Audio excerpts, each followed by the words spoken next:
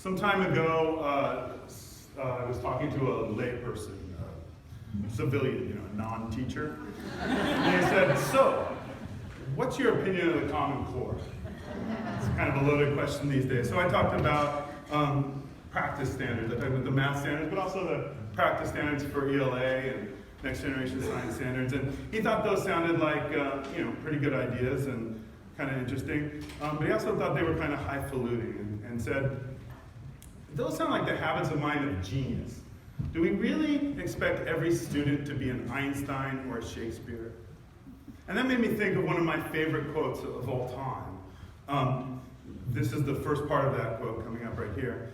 It's from John Taylor Gatto, who was a New York City Teacher of the Year 3 times and a New York State Teacher of the Year and taught for 30 years and a long time. And at the end of his career came to the conclusion that genius is as common as dirt. This is a conclusion that I've also reached, and it's a assertion that I hold very strongly. He wrote this in an essay called Against School, which is a critique of the American public education system as this kind of warehouse to produce drones for the system by crushing that genius. He says schools numb creativity, normalize boredom, coerce compliance and conformity, create dependence on external validation, and create this sort of network of mutual surveillance. These are critiques of the system that I actually have sympathy with. I think our system does a lot of these things.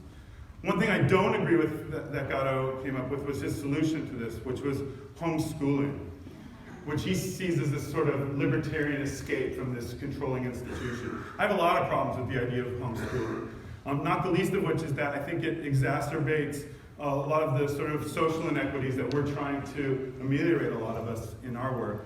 After all, households have wider variance in access to resources and experiences than even school sites have.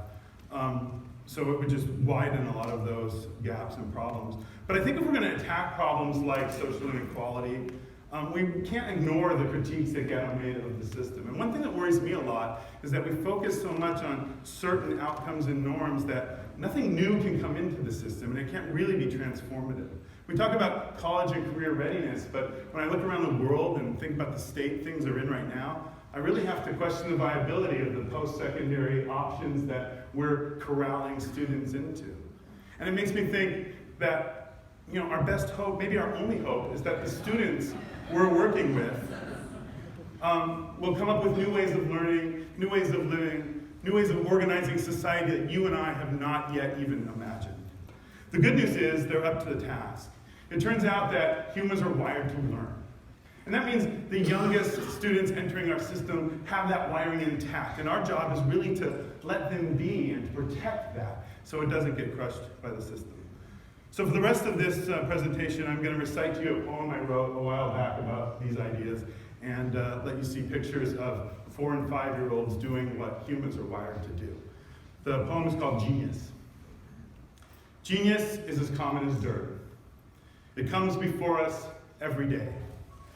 Little Shakespeares conjuring worlds with words that we no longer say as forcefully or carelessly as they do.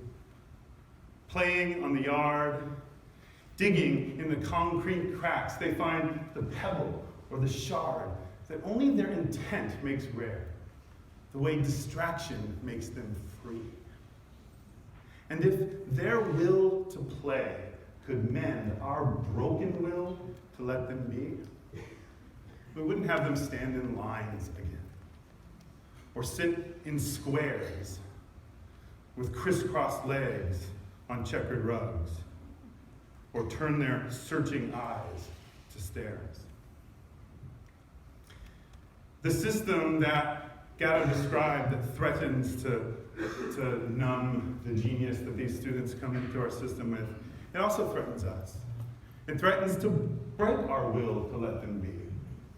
And we have to fight against that. And the best way we can fight against that is to take strength in their will to play, and their will to learn, and their will to grow.